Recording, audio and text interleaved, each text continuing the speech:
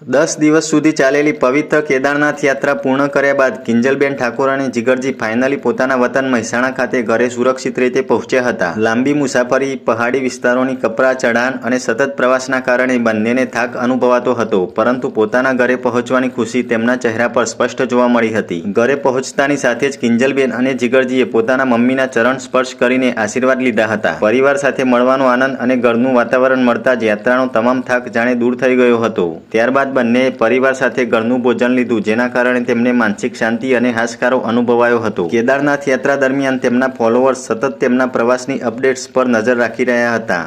બંને સુરક્ષિત રીતે ઘરે પહોંચ્યા હોવાની માહિતી મળતા જ ફોલોઅર્સમાં પણ રાહતની લાગણી જોવા મળી હતી। અનેક ચાહકોએ સોશિયલ મીડિયા મારફતે શુભેચ્છાઓ પાઠવી અને યાત્રા સફળતાપૂર્વક પૂર્ણ કરવા બદલ અભિનંદન આપ્યા હતા। આ રીતે આધ્યાત્મિક અનુભવો અને યાદગાર ક્ષણોથી ભરપૂર કેદારનાથ યાત્રા પૂર્ણ કરીને કિંજલબેન ઠાકોર અને જીગરજી પોતાના પરિવાર વચ્ચે પરત ફર્યા હતા, જ્યાં તેમને ઘરનો પ્રેમ, આશીર્વાદ અને શાંતિનો અનમોલ અનુભવ થયો હતો।